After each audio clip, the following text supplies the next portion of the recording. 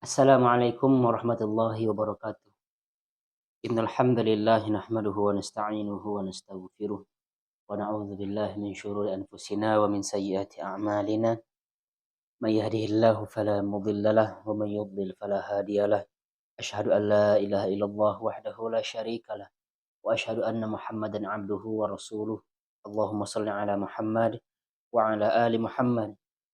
Para hadirin yang dirahmati Allah Subhanahu wa taala, kita lanjutkan kajian kita pada kitab Riyadhus Shalihin, di mana pada kesempatan ini kita membahas bab yang ke-11, yaitu tentang mujahadah, ya. Kita langsung saja kepada hadisnya. Hadis yang pertama dari Abu Hurairah radhiyallahu anhu, dia berkata, Rasulullah Shallallahu alaihi wasallam bersabda, sesungguhnya Allah Ta'ala berfirman, barang siapa yang memusuhi kekasihku, maka aku nyatakan perang padanya.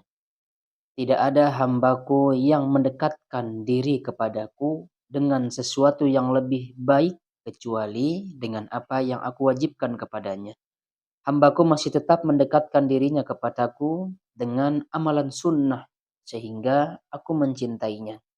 Dan jika aku mencintainya, maka aku menjadi pendengarannya yang ia pergunakan untuk mendengar, penglihatannya yang ia gunakan untuk melihat, tangannya yang ia gunakan untuk memegang, kakinya yang ia gunakan untuk melangkah. Jika ia memohon kepadaku, pasti aku akan mengabulkannya. Dan jika ia berlindung kepadaku, pasti aku akan melindunginya. Kita lanjut saja dulu kepada hadis yang kedua, lalu kemudian kita jelaskan. Dari Anas radhiyallahu anhu, dari Nabi Shallallahu alaihi wasallam, beliau menceritakan yang difirmankan oleh Tuhannya Azza wa Jal. Ia berfirman, jika seorang hamba mendekatkan diri kepadaku satu jengkal, maka aku mendekat padanya satu hasta. Dan apabila ia mendekat kepadaku satu hasta, maka aku mendekat kepadanya satu depa. Dan jika ia datang kepadaku dengan berjalan, maka aku akan datang kepadanya dengan berjalan cepat. Hadis ini sahih diriwayatkan oleh Al-Bukhari. Dua-duanya ya sahih diriwayatkan oleh Al-Bukhari. Hadis yang kedua ini sering sekali kita dengarkan dari guru-guru kita, dan alhamdulillah juga sudah dijelaskan oleh guru-guru kita. Namun di sini yang perlu kita ketahui adalah wali Allah ini bukan orang yang mengklaim dirinya sebagai wali, apalagi didasarkan dengan kesaktiannya. Nah, kalau orang itu sakti, terkadang ya sebagian kita mengatakan dia wali. Wali bisa terbang. Jadi barometer seorang wali itu adalah dengan kesaktiannya. Nah, ini kesalahan yang fatal. Kenapa saya katakan demikian? Sebab dukun juga sakti. Sebenarnya yang jadi barometer kewalian seseorang itu adalah apakah dia bertakwa atau tidak. Itu inti namanya. Nah, sebagaimana ya yang disebutkan di surah Yunus, ingatlah wali-wali Allah itu tidak ada rasa takut pada mereka dan mereka tidak bersedih hati, yaitu orang-orang yang beriman dan senantiasa bertakwa. Ini kata kuncinya ya. Wali itu adalah orang yang beriman dan bertakwa. Mereka tidak takut, mereka tidak bersedih. Itulah wali Allah.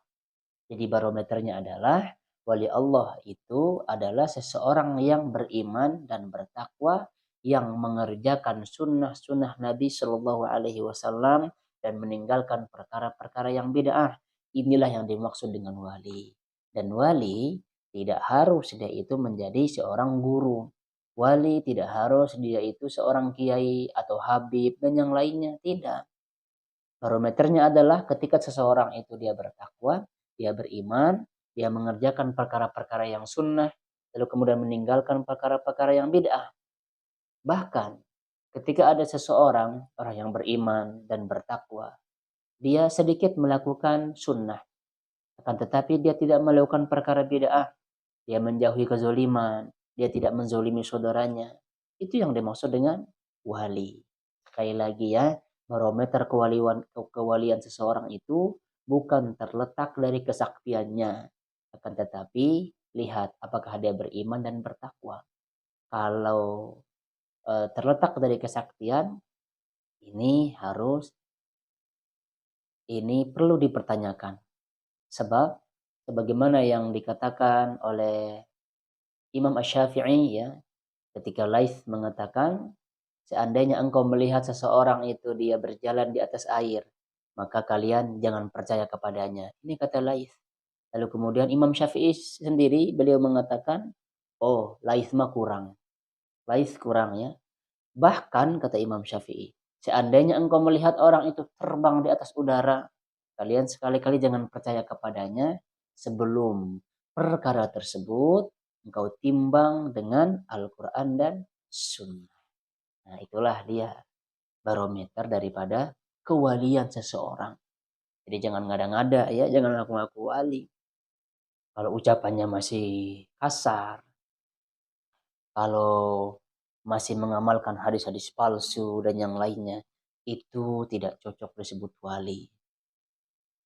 Lalu kemudian ketika seseorang itu sudah menjadi kekasih Allah, sudah menjadi wali Allah, maka Allah akan selalu mengarahkan 4 anggota tubuhnya ini.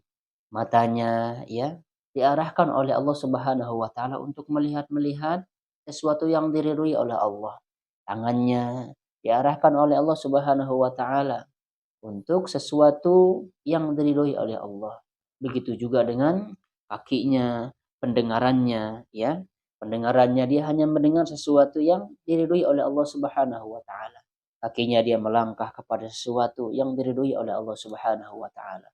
Itulah sejatinya yang disebut dengan wali Allah atau kekasih Allah. Mudah-mudahannya ini ada manfaatnya.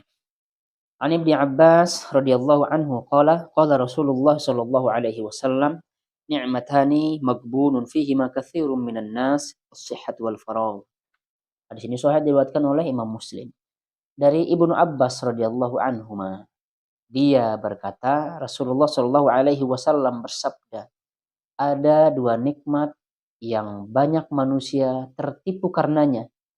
Yang pertama yaitu nikmat kesehatan dan nikmat kesempatan atau waktu luang. Betul sekali ya. Terkadang banyak di antara kita yang diberikan kesehatan oleh Allah Subhanahu wa taala. Tetapi dia tidak punya waktu untuk datang ke majelis ilmu. Dia tidak punya waktu untuk membeli buku lalu kemudian membaca buku-buku agama. Dia tidak punya waktu untuk memahami syariat-syariat Islam. Nah, ini orang yang tertipu ya. Begitu juga dengan sebaliknya. Ada orang yang diberikan nikmat kesempatan, nikmat waktu luang, tetapi Allah Subhanahu wa taala menguji dia dengan rasa sakit. Sehingga dengan sakitnya dia tidak bisa datang ke majelis ilmu. Dengan sakitnya dia tidak bisa baca buku-buku agama dan yang lain. Oleh karenanya ketika kita mempunyai 2 nikmat ini, kita katakan alhamdulillahirabbil alamin. Allah Subhanahu wa taala memberikan kita nikmat kesempatan. Allah Subhanahu wa taala memberikan kita nikmat kesehatan. Maka kita jaga dengan sebaik-baiknya minimal 2 nikmat ini. Sehingga orang yang cerdas adalah orang yang bisa memanfaatkan waktunya. Orang yang cerdas adalah orang yang bisa memanfaatkan kesehatannya untuk melakukan sesuatu yang baik dan yang diridhoi oleh Allah Subhanahu wa taala.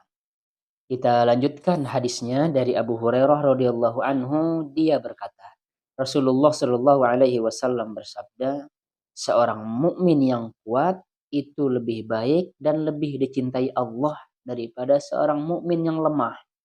Dan pada masing-masing terdapat kebaikan. Giatlah menunaikan amalan yang bermanfaat bagimu.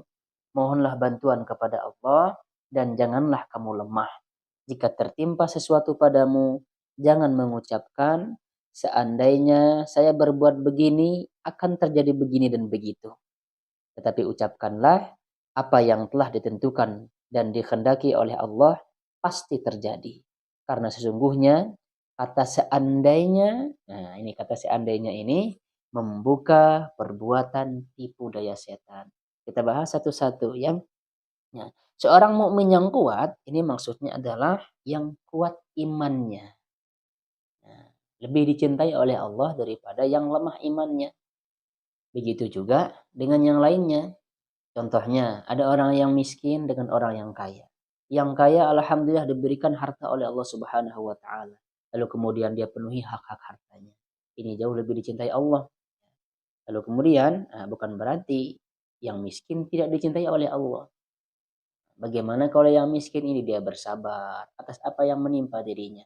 Lalu kemudian dia tetap berusaha, tetap dia akan dicintai oleh Allah Subhanahu wa taala. Lalu kemudian selanjutnya adalah kalimat yang sering kita ucapkan, baik itu kita sadari atau tidak disadari. Padahal kata-kata ini dilarang oleh Rasulullah Shallallahu Alaihi Wasallam. Kata apakah itu? Kata seandainya. Seandainya begini, begini, begini, pasti begini. Kalau sesuatu sudah terjadi dalam diri kita, padahal kita sudah rencanakan ini misalnya, tetapi tidak sesuai dengan ekspektasi kita, di luar dari keinginan kita. Maka banyak di antara kita mengatakan, coba dulu kalau saya begini, begini, dan begini. Padahal kata-kata ini dilarang oleh Rasulullah SAW. Seharusnya kita mengatakan apa? Apa yang telah ditentukan dan dikehendaki Allah pasti terjadi. Jangan kita mengatakan seandainya. Sebab kata-kata seandainya ini membuka, apa yang dibuka? Perbuatan tipu daya setan. Tetapi faktanya sering sekali ya kita mengatakan demikian. Seandainya kamu begini, seandainya saya begini. Kalau sesuatu itu sudah terjadi dalam diri kita ya, sering sekali kita mengatakan demikian. Nah, sikap inilah yang tidak dibenarkan. Padahal tugas kita hanya berusaha, berikhtiar, selebihnya kita serahkan kepada Allah Subhanahu wa taala. Mudah-mudahan ini ada manfaat. Hadis selanjutnya dari Abu Hurairah bahwasanya Rasulullah Shallallahu Alaihi Wasallam bersabda, neraka itu tertutup atau dikelilingi dengan berbagai kesenangan dan surga itu tertutup dengan berbagai hal yang dibenci. Betul sekali. Neraka itu adalah sesuatu yang dikelilingi oleh hal-hal yang disenangi oleh hawa nafsu kita. Contohnya apa? Maksiat. Termasuk apa? Termasuk berzina, ya. Tidak sholat, ngegibah. Ini sebenarnya sesuatu yang dikelilingi oleh neraka. Itu gampang bagi kita untuk melakukan hal demikian. Akan tetapi sesuatu yang dikelilingi oleh surga sangat berat. Sangat ditentangi oleh hawa nafsu kita. Coba bayangin ya, kita tengah malam, sangat sedikit di antara kita yang bangun di tengah malam untuk sholat tahajud tersebut. Kita disuruh untuk berinfak di waktu yang sempit. Sangat sedikit bagi kita untuk melakukan hal demikian. Oleh karenanya kan Rasulullah bersabda, surga dikelilingi hal-hal yang tidak disukai oleh hawa nafsu kita. Sedangkan neraka sebaliknya. Di riwayat yang lain disebutkan bahwa Allah Subhanahu wa taala memerintahkan malaikat untuk pergi melihat surga. Lalu kemudian setelah malaikat ini melihat dan menghadap kepada Allah, dia katakan, saya yakin semua hambamu akan masuk surga, katanya. Lalu kemudian malaikat disuruh kembali untuk melihat surga. Dan malaikat kembali lagi menghadap Allah dan dia katakan, justru sekarang saya yakin tidak ada di antara hambamu yang masuk surga. Lalu kemudian malaikat ini diperintahkan untuk melihat neraka. Apa kata malaikat? Tidak ada dari hambamu yang masuk neraka. Lalu kemudian malaikat ini disuruh kembali untuk melihat neraka. Setelah dilihat kembali, lalu malaikat berkata, saya yakin semua hambamu akan masuk neraka. Karena apa? Yaitu dia. Karena surga dikelilingi hal-hal yang tidak disukai oleh hawa nafsu kita. Sedangkan neraka hal-hal yang disukai oleh hawa nafsu. Dari Ibnu Mas'ud radhiyallahu anhu dia berkata, Rasulullah Shallallahu alaihi wasallam bersabda, surga itu lebih dekat kepada salah seorang di antara kalian dari tali sendalnya. Dan begitu juga neraka seperti itu. ya. Tali sendal di sini maksudnya adalah bahasa kiasan saja. Ya, sebab apa? Terkadang satu amalan sederhana. Nah, terkadang itu yang membuat orang itu masuk surga. Justru sebaliknya juga, ada perbuatan yang sederhana yang menurut manusia, tetapi justru itu yang membuat mereka masuk masuk neraka. Apa contoh yang sederhana itu? Ketika seseorang menyingkirkan dahan atau memotong dahan yang menghalangi orang ya untuk lalu lalang di jalan tersebut, maka dia masuk surga gara-gara itu. Atau ketika orang misalkan menyingkirkan duri di jalanan, bisa jadi hal itu yang membuat dia masuk surga. Begitu juga yang dikisahkan seorang pelacur ya yang memberikan minum seekor anjing, nah dengan itu dia masuk surga. Justru sebaliknya, ada perbuatan yang menurut orang itu sederhana, tetapi justru itu yang membuat dia masuk masuk neraka. Nah, kita ambillah contoh yang tadi, misalkannya ada orang yang menanam bunga, lalu kemudian dibiarkan bunganya ini menghalangi orang jalan lewat di jalan raya, dibiarkan begitu saja. Nah, itu bisa jadi itu yang membuat dia masuk neraka. Dari segi perkataan ini bisa jadi. Satu perkataan bisa membuat orang masuk surga, satu perkataan bisa membuat orang masuk masuk neraka. Itu yang maksudnya dengan tali sendal tersebut. Dari Abu Firas Rabi'ah bin Ka'ab al-Aslami, pembantu Rasulullah Shallallahu alaihi wasallam dan termasuk dari ahlu suffah ya radhiyallahu anhu. Dia berkata, aku pernah bermalam bersama Rasulullah Shallallahu alaihi wasallam. Kemudian aku menyediakan air wudhu dan kepentingan beliau yang lain. Lalu beliau bersabda, mintalah sesuatu kepadaku. Kemudian aku menjawab, aku berharap agar bisa bersamamu di surga. Beliau bersabda, adakah permintaan yang lain? Kata beliau. Dia menjawab, tidak ada ya Rasulullah, hanya itu saja. Lalu kemudian beliau bersabda, bantulah aku untuk mengabulkan permintaanmu itu dengan banyak bersujud. Banyak bersujud di sini adalah sholat. Tidak hanya sholat wajib. Ya. Kita disuruh untuk memperbanyak bersujud, artinya bukan sholat yang 5 waktu saja. Bahkan melakukan sholat-sholat yang sunnah, ya, yang rawatib, dan sholat sunnah yang lain seperti tahajud, ya, dan yang lainnya. Begitu juga dengan perkataan para ulama, maksudnya di sini juga selain daripada itu, ya, kita mengerjakan sunnah-sunnah yang dipraktikkan, yang dicontohkan, yang diperintahkan oleh Nabi Shallallahu Alaihi Wasallam. Mudah-mudahannya kita bersama beliau Shallallahu Alaihi Wasallam di surga.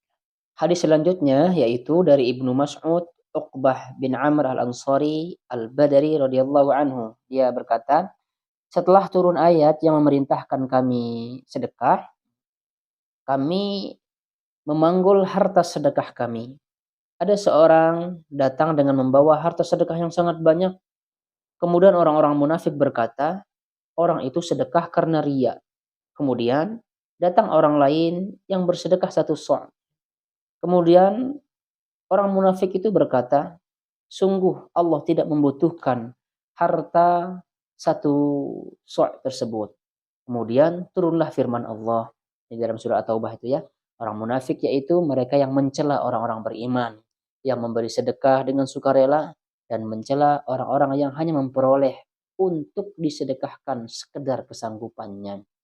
Yang pada intinya adalah di mata orang munafik seakan-akan kita ini nggak ada benernya. Kita mau sedekah banyak dibilang ria, kita mau sedekah sedikit dibilang sedekah kita nggak akan diterima. Orang-orang berperang dihasut dan yang lainnya. Itulah kerjaannya orang munafik. Bahayanya orang munafik. Karena bahayanya orang munafik ini, makanya mereka berada di neraka yang paling bawah, di keraknya api neraka. Dibandingkan dengan orang-orang kafir. Kenapa demikian? Karena orang kafir sudah jelas menampakkan kekafirannya. Sedangkan orang munafik, di depan dia mengatakan beriman, tapi di belakang berbeda dari apa yang dia ucapkan. Itulah orang munafik ya. Jadi cara menghadapi orang munafik ini, lanjutkan saja melakukan perbuatan yang baik. Nanti lama-lama lidahnya juga bakal nanti ya, capek dia nantinya. Begitu ya. Nah, demikian pula sebaik-baiknya kita pasti ada yang tidak suka. Itu intinya. Sebaik-baik apapun yang kita lakukan itu ada saja orang yang tidak suka kepada kita. Termasuk menyampaikan risalah. Kita menyampaikan misalkan menyampaikan hadis, pasti ada yang tidak suka. Kita menyampaikan agama yang benar, yang sesuai dengan dalil, pemahaman para sahabat, pasti banyak yang tidak suka. Rasulullah saja yang sudah jelas-jelas ya dijamin masuk surga, dosa-dosa sudah diampuni, banyak yang tidak suka kepada beliau. Apalagi kita ini orang-orang kecil ini. Ya begitulah. Kita lanjut kepada hadis yang terakhir dari Sa'id bin Abdul Aziz dan Rabi'ah bin Yazid dan Abu Idris Al-Khawlani dan dari Abu Zar Jundub bin Junadah radhiyallahu anhu. Dari Nabi Shallallahu alaihi wasallam beliau menceritakan apa yang difirmankan oleh Allah.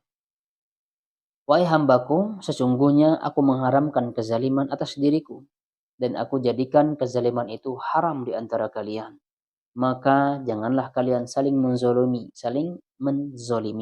Kita bahas satu-satu ya, karena ini hadisnya panjang. Di sini disebutkan bahwa sesungguhnya aku mengharamkan kezaliman atas diriku dan aku jadikan kezaliman itu haram di antara kalian. Aku jadikan kezaliman itu haram atas diriku. Artinya Allah sama sekali sedikit pun tidak akan pernah menzalimi kita. Kalau kita berbuat kebaikan, misalkan sebiji zarrah, sebiji sawi, bahkan sedikit kebaikan itu yang kita lakukan, Allah akan memberikan ganjarannya nanti di akhirat. Baik itu di dunia maupun di akhirat. Begitu juga dengan sebaliknya. Ketika kita melakukan kemaksiatan walaupun sedikit, maka Allah akan balas nanti di akhirat. Allah akan balas kalau misalkan tidak di dunia, pasti nanti di akhirat akan ditampakkan dan dibalas oleh Allah Subhanahu wa taala.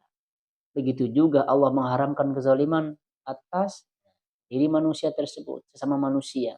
Tidak boleh menzalimi saudara kita. Terkadang yang kita anggap itu remeh, padahal itu menzalimi. Mengganggu juga termasuk menzalimi. Wahai hambaku, kalian semua selalu berbuat dosa, baik pada malam hari ataupun siang hari. Dan aku adalah zat yang mengampuni segala dosa. Maka mohonlah ampun kepadaku, niscaya aku akan mengampuni kalian semua. Masya Allah. Allah Subhanahu wa taala telah mengikrarkan dirinya bahwa Dia Maha Penerima Taubat. Oleh karenanya, jangan kita sia-siakan hidup kita ini. Jangan sia-siakan kesempatan kita ini. Siapa di antara kita yang tidak pernah melakukan dosa? Saya yakin semua pasti melakukan yang namanya dosa ini. Pasti pernah melakukan kemaksiatan. Baik itu kemaksiatan dalam bentuknya kecil ataupun kemaksiatan yang terbesar. Bahkan orang-orang yang menyekutukan Allah pun sebelum dia nyawanya itu dicabut oleh Allah, lalu kemudian dia bertaubat, bahkan sehari atau setengah hari sebelum dia meninggal itu dia bertaubat kepada Allah, maka Allah Subhanahu wa taala pasti akan mengampuni dosa-dosanya. Itulah ya Allah, Allah Maha Pengampun. Oleh karenanya jangan malu ya, jangan malu bertaubat, jangan malu minta ampunan kepada Allah Subhanahu wa taala. Insya Allah kalau kita benar-benar bertaubat, kita minta ampun kepada Allah, pasti Allah akan mengampuni dosa-dosa kita. Kita lanjutkan. Wahai hambaku, sesungguhnya kalian semua tidak akan dapat berbuat sesuatu yang merugikanku atau menguntungkanku. Wahai hambaku, seandainya orang yang pertama dan terakhir, manusia dan jin, mereka bertakwa seperti orang yang paling bertakwa di antara kalian, maka hal itu tidak akan menambah kekuasaanku sedikit pun. Wahai hambaku, seandainya orang pertama dan terakhir, manusia dan jin, mereka berhati jahat, seperti orang yang paling jahat di antara kalian, maka hal itu tidak akan mengurangi kekuasaanku sedikit pun. Ya. Jadi apapun sebenarnya yang kita lakukan di dunia ini, mau jadi orang yang paling jahat, mau orang yang paling soleh, itu tidak akan mengurangi keesaan Allah. Tidak akan mengurangi kekuasaan Allah. Tidak akan menambah kekuasaan Allah. Apapun yang kita lakukan di dunia ini, sebenarnya itu akan kembali pada diri kita. Kalau kita senantiasa melakukan ketaatan, kita akan mendapatkan buahnya nanti di akhirat. Kalau orang senantiasa melakukan kemaksiatan, maka dia akan mendapatkan siksanya nanti di akhirat. Jadi semuanya akan kembali ke diri kita. Tidak ada pengaruhnya bagi Allah ya. Mau kita taat atau tidak, Allah tetap maha kuasa. Allah tetap maha besar. Sesuai dengan sifat-sifatnya ya. Sekali lagi, bagaimanapun ya keadaan kita, apapun yang kita lakukan, kita mau jadi apa, nggak ngaruh ya di hadapan Allah. Padahal itu semua akan kembali pada diri kita sendiri. Wahai hambaku, seandainya orang pertama dan terakhir, manusia dan jin, mereka berada di satu tempat, kemudian mereka memohon kepadaku semua, niscaya aku kabulkan permohonan masing-masing. Dan apa yang berada di sisiku tidak akan berkurang kecuali seperti halnya sebatang jarum yang dicelupkan ke dalam samudera yang luas. Bayangin, semua orang, dari orang yang pertama dulu sampai sekarang, baik itu dari kalangan jin dan manusia, mereka semuanya minta kepada Allah, maka Allah akan kabulkan permintaan mereka dan tidak mengurangi sedikit pun kekuasaan Allah. Kalaupun kurang, ibaratnya apa? Diibaratkannya di sini, kita menyelupkan jarum ya yang seluas samudera tersebut, lalu kemudian kita celupkan jarum, kita angkat jarum tersebut, kan netes tuh ya satu tetes itu. Itulah yang berkurang. Padahal pada hakikatnya sama sekali tidak berkurang. Nggak ngaruh sedikit pun. Jangankan seluas samudera. Satu gelas saja kita tancap, kita masukkan jarum, lalu kemudian kita angkat, kita pindahin ke apalah ya, ke satu wadah jarum tersebut, lalu kemudian yang satu netes itu, maka air yang ada di gelas ini tidak sedikit pun berkurang. Apalagi dengan luasnya samudera. Itu kekuasaan Allah. Maka jangan bosan-bosannya untuk minta kepada Allah. Minta yang banyak. Jangan sombong. Ada orang katanya tidak pernah minta kepada Allah. Itu orang yang sombong, orang demikian. Kita lanjut. Wahai hambaku, sesungguhnya itu semua adalah amal perbuatanmu. Aku mencatat semuanya, kemudian aku akan membalasnya. Maka barang siapa yang mendapatkan kebaikan, hendaknya memuji Allah. Dan barang siapa yang mendapatkan selain itu, hendaklah tidak menyalahkan kecuali dirinya sendiri. Masya Allah. Hadis ini sahih diriwayatkan oleh Muslim. Jadi semua apa yang kita lakukan dicatat oleh Allah Subhanahu wa taala dan akan diberikan ganjarannya. Begitu juga dengan apa yang kita terima selama kita hidup di dunia ini. Ada kebaikan misalkan kita terima hari ini, kita katakan alhamdulillah. Lalu kemudian apabila kita mendapatkan sebaliknya, dengan sekali-kali salahkan Allah. Yang disalahkan itu adalah manusia, bukan Tuhan. Karena manusia tersebut sendiri yang membuat kesalahan. Bukan Allah ya. Bukan Allah yang ditanya, tapi manusialah yang ditanya. Itulah hadis yang terakhir. Mudah-mudahan ini ada manfaatnya. Yang salahnya datang dari saya pribadi. Yang benarnya dari Allah Subhanahu wa ta'ala. Subhanakallahumma bihamdika. Asyhadu an la ilaha illa anta. Astaghfiruka wa atubu ilaik. Assalamualaikum warahmatullahi wabarakatuh.